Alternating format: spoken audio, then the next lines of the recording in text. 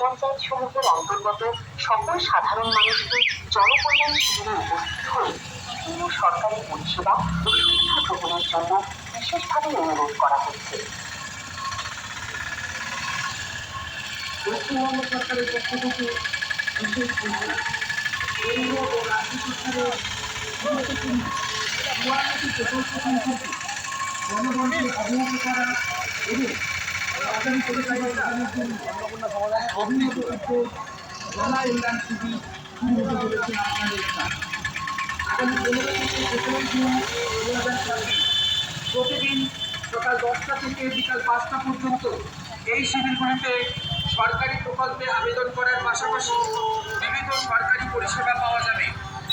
Block স্তর থেকে শুরু করে প্রতিটি পৌরসভা ও পৌর নিগম এলাকায় আয়োজিত জনকল্যাণ শিবিরে বিনামূল্যে স্বাস্থ্য পরীক্ষার ব্যবস্থাও থাকবে। আপনার এলাকা